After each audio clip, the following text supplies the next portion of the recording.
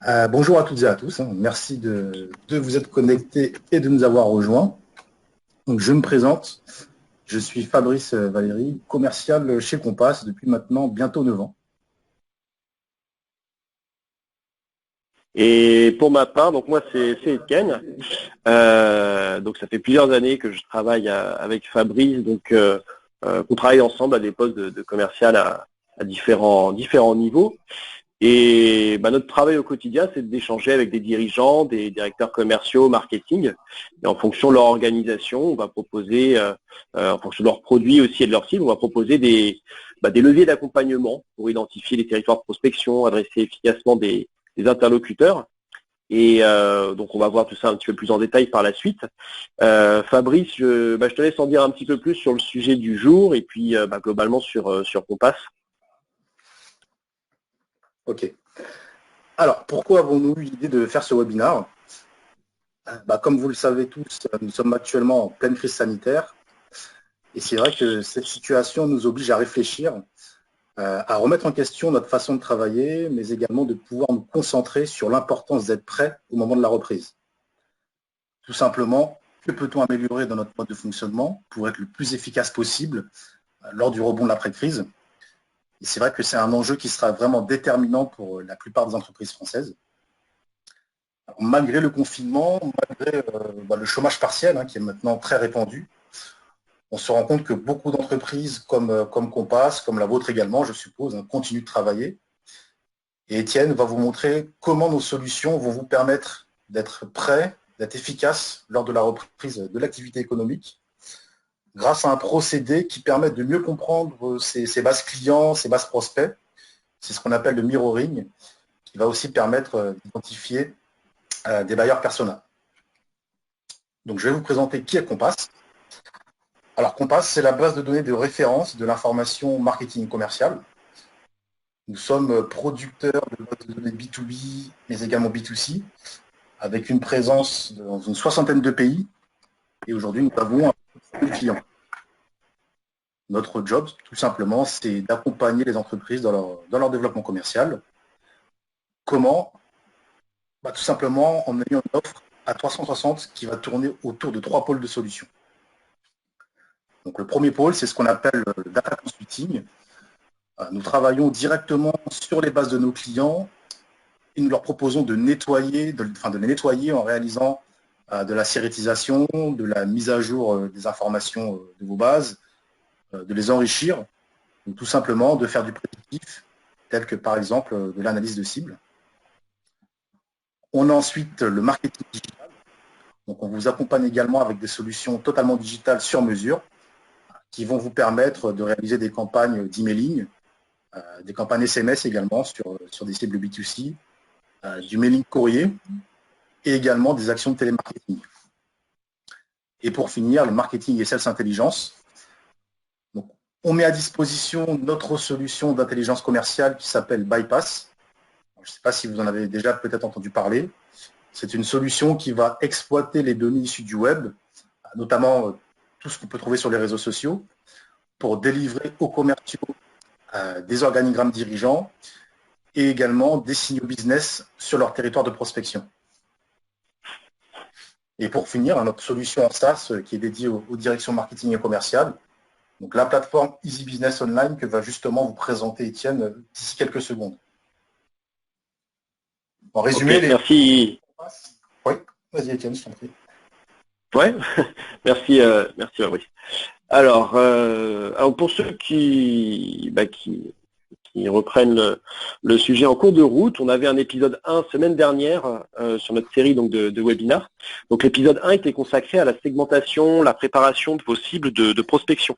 Voilà. Donc l'idée dans cette période de confinement, c'était de se dire, à défaut de pouvoir vendre aujourd'hui, de pouvoir prospecter aujourd'hui, l'idée déjà c'était de renforcer le lien avec vos clients, les gens qui font votre business au quotidien, et donc préparer vos actions également pour être dans les starting blocks lors de la reprise de l'activité.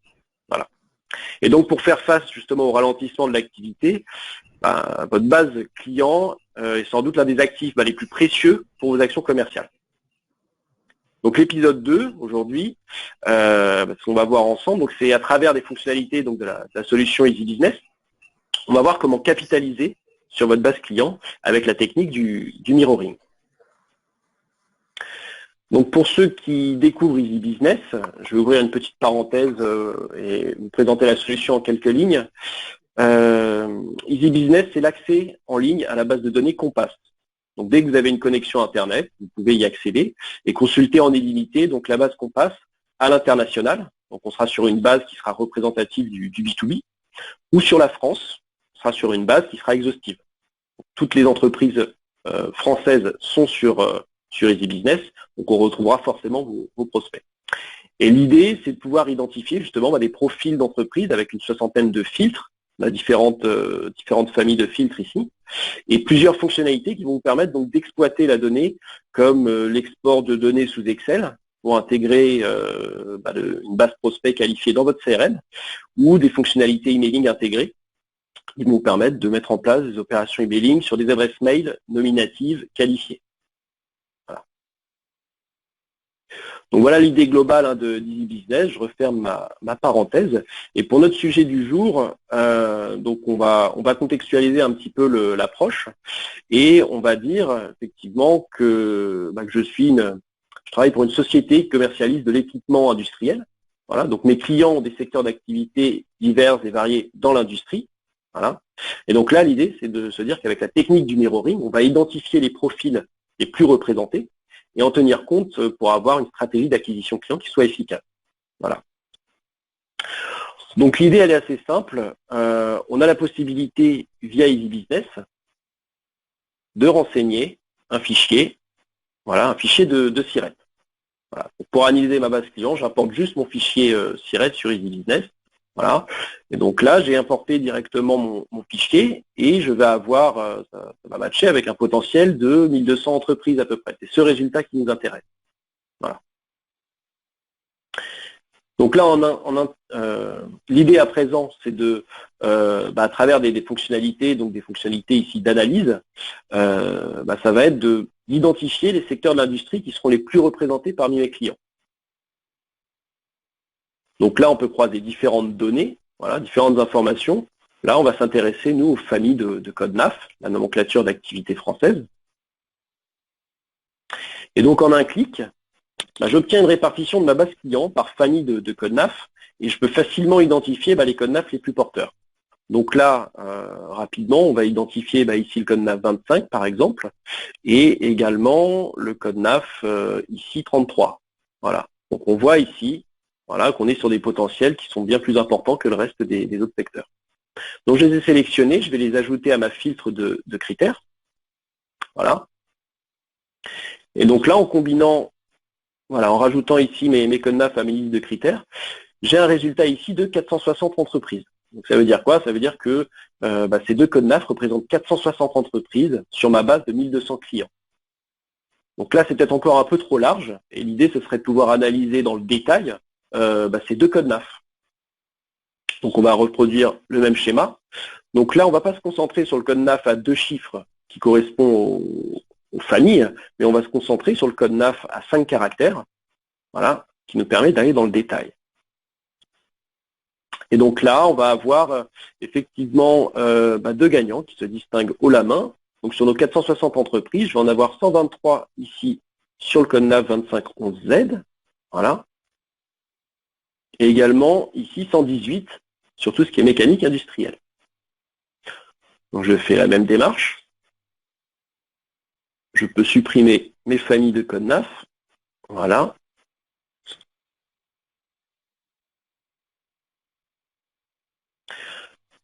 Parfait. Donc maintenant, on connaît les industries les plus représentées de notre base client. Donc là, on peut voir que de 460, on passe à 241 entreprises qui sont celles qui correspondent à nos deux codes NAF ici. Voilà. Donc maintenant qu'on a ces industries qui sont identifiées, l'idée c'est de pouvoir adresser les prospects qui ont la même activité, leurs concurrents. Voilà. Et donc là, à partir de là, vous avez ici ce premier onglet filtre où on retrouve les filtres qu'on a sélectionnés. Mais ici, je vais avoir la possibilité de créer une combinaison. Donc c'est assez simple. Voilà. Une combinaison sur laquelle je vais pouvoir cibler mes codes NAF que j'ai identifiés, sauf mon fichier client. Voilà. Et donc là, j'ai fait ma sélection et j'obtiens un potentiel de 11 910 entreprises, voilà, à peu près 12 000 sociétés, donc sans doublon, hors client. Voilà. Donc là, cette démarche que nous avons eue pour avoir de l'information au niveau de l'activité, on peut également avoir la même démarche et filtrer avec une notion d'effectif, une notion de chiffre d'affaires, de fonction également. Et là, l'idée, effectivement, c'est de pouvoir identifier le buyer persona, donc le représentant du client type, le client idéal pour l'entreprise, celui sur lequel on peut cibler nos actions de prospection pour qu'elles soient le plus efficaces possible. Voilà. Donc la technique du mirroring, on peut la voir effectivement là à l'échelle d'une base de données client. Maintenant, on peut avoir aussi la volonté de se focaliser sur une entreprise en particulier, voilà, faire un focus sur une société, sur un secteur d'activité bien précis, voire une niche. Et là, la démarche reste la même. On va utiliser le SIRET pour pouvoir identifier une entreprise. On va pouvoir le faire ensemble.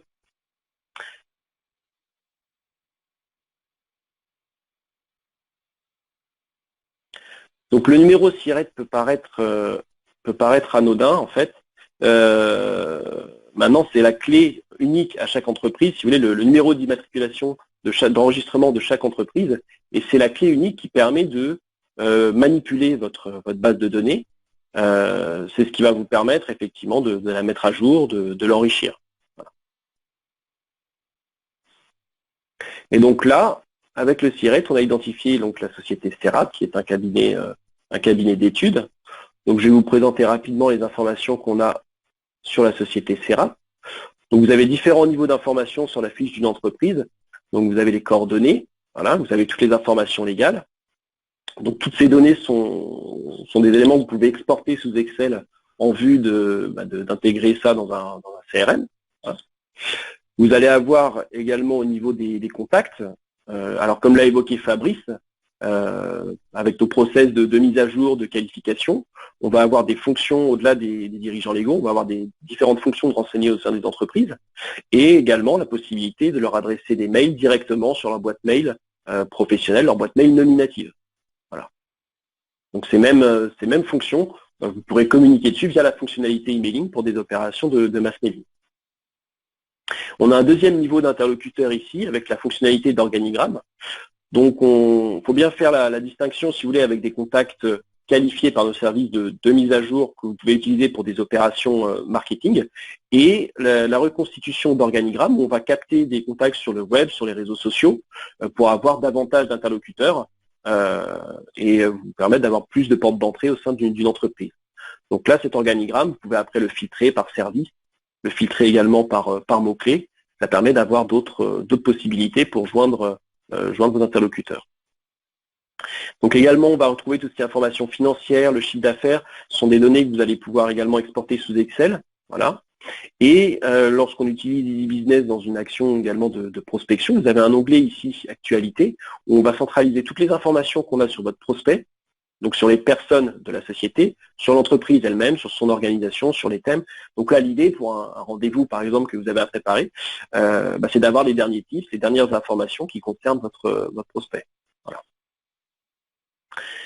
Donc je reviens ici sur l'onglet Activité que j'ai juste survolé. Voilà. Donc là, l'idée, si vous voulez, c'est qu'on va avoir le code NAF ici qui correspond au cabinet d'études. Voilà, au bureau d'études, qui reste très général. Voilà. Donc la société Cerat a pourtant une particularité. Et on a ici la classification Compass, qui va justement dans les détails. Donc vous avez 5000 codes NAF aujourd'hui en France. La classification Compass, ça va être 60 000 branches, si vous voulez, sous-branches, qui vont jusqu'aux produits et services que propose une société. Voilà. Donc là, la démarche, c'est de pouvoir identifier là où le code NAF sera trop général, voilà, trop générique, identifier des segments beaucoup plus précis, voilà, comme ici, conseil en gestion des déchets domestiques et industriels, voilà. Et l'idée, c'est de pouvoir se concentrer sur cette niche. Donc je vais ajouter la branche d'activité. Voilà.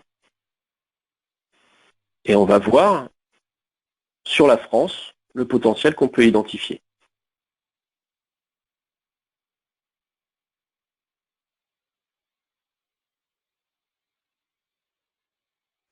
Voilà. Et donc je supprime le SIRET de la société SERAP. Et là, mon potentiel se met à jour. Donc précisément, les concurrents de la société SERAP, là, on peut en identifier 1294. Voilà. Donc aujourd'hui, la société SERAP, elle est cliente parce que mes services répondent à ça ou à ces problématiques. Voilà. Et donc là, on vient identifier les sociétés concurrentes, qui sont des prospects qu'on va pouvoir adresser en disant qu'on connaît leur activité, leurs contraintes, et que nos solutions, nos services peuvent répondre à leurs problématiques. Voilà.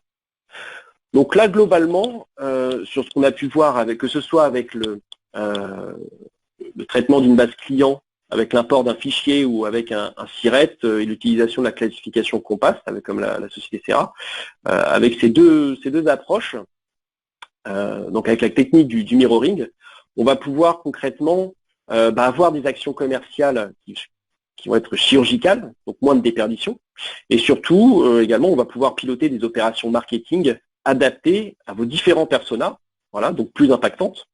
Et donc au lieu d'avoir une segmentation prospect qui soit trop vaste, trop large, il n'est pas exclu d'avoir différents personas, de segmenter vos cibles pour optimiser vos stratégies marketing commerciales. Donc là, on l'a vu comme ça rapidement. Maintenant, lorsqu'on vous met à disposition Easy Business, qui est très simple d'utilisation, mais qui reste une solution assez riche, vous avez une prise en main avec notre service client. Voilà.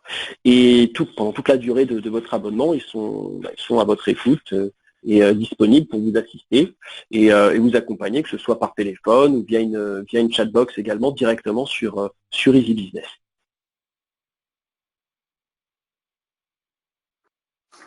Parfait. Merci. Merci Étienne pour cette présentation et ces cas pratiques. Avec plaisir. Comme vous avez pu le constater, la technique du mirroring est un procédé qui va vous permettre de savoir en fait où vous êtes le plus fort, où vous pouvez espérer avoir le meilleur taux de pénétration possible pour partir dans une démarche d'acquisition de nouveaux clients qui sera efficace une fois que le redémarrage de l'activité sera enclenché. J'espère que cette démonstration vous a plu et qu'elle va vous aider dans vos démarches quotidiennes de prospection commerciale. Nous allons maintenant pouvoir répondre à vos questions, donc vous pouvez utiliser le chat pour nous les poser. N'hésitez pas, nous allons y répondre.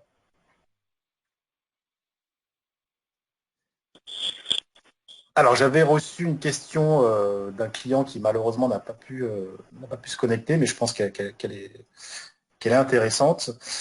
Il me demandait comment procéder si sa base n'est pas renseignée avec les numéros de SIRET.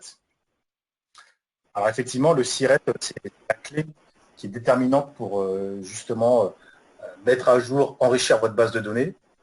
Donc on a souvent des clients qui ont des bases qui ne sont pas forcément très bien organisées, pas très bien renseignées, notamment dans le CRM.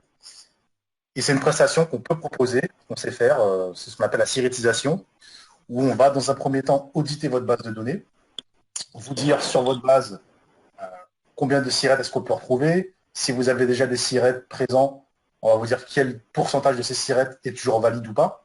Parce que par exemple, on ne le sait pas toujours, mais lorsqu'une entreprise va déménager, son SIRET va changer. Donc vous avez peut-être des SIRET qui n'existent plus, mais ça ne signifie pas pour autant que l'entreprise n'est plus en activité. Donc tout ce travail-là, nos équipes data, nos équipes consulting vont pouvoir le faire pour vous réaliser un audit qui est d'ailleurs gratuit de votre base. Ça vous permettra déjà d'avoir une photographie de la qualité, de la pertinence de vos données. Et derrière, on pourra faire ce travail de SIRETisation qui est le socle de tout pour pouvoir derrière travailler sur de l'enrichissement, intégrer votre base dans Easy Business pour ensuite faire ce procédé que vient d'effectuer Étienne de mirroring. Et derrière, on sait faire enrichir votre base avec des emails nominatifs, par exemple, pour accompagner vos équipes marketing dans leur démarche du quotidien. Ouais, c'est Après, c'est vrai que le contexte se porte assez à ce genre de pratique. Sont des choses qui sont assez essentielles pour vous, qui sont assez importantes de pouvoir qualifier vos bases. Et c'est vrai que de façon générale, ça demande du temps. Là, du temps, on en a. Et pour le coup, les audits de bases de données, le résultat qu'on délivre un rapport d'audit qui est assez bien construit, qui vous permet, donc c'est gratuit, hein, c'est sans engagement, mais vous, ça vous permet de voir précisément comment on peut travailler votre base de données et la qualité aujourd'hui qu'elle a. Voilà, les axes d'amélioration possibles. Alors, je vois une question, Fabrice, sur des campagnes emailing. Alors, bonjour, peut-on faire des campagnes emailing multi-contact ou que de l'unitaire? Alors là, dans la démonstration, effectivement, j'ai montré le fait sur une fiche de pouvoir adresser un mail sur une personne en particulier lorsqu'on a son adresse mail. Par contre, vous avez une fonctionnalité emailing qui est intégrée et qui vous permet également de piloter des campagnes emailing sur du mass mailing, donc sur plusieurs interlocuteurs, faire du multi-contact. C'est l'objet effectivement de notre troisième épisode de la série de webinars et ce sera évoqué plus en détail vendredi prochain.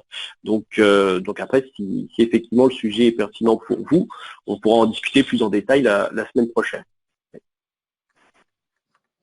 Parfait, écoutez, on vous remercie en tout cas de votre présence et de votre écoute et on espère que que ces éléments pourront vous aider au quotidien et au besoin. On est à votre dispo pour en rediscuter avec plaisir. Voilà. Je souhaite à tous une très bonne journée, un bon confinement et pour ceux que j'aurai le plaisir de revoir à vendredi prochain pour l'épisode 3 de notre série de webinaires, donc sur l'utilisation de la fonctionnalité emailing. Merci à tous, bonne journée, bon week-end par avance et à très bientôt.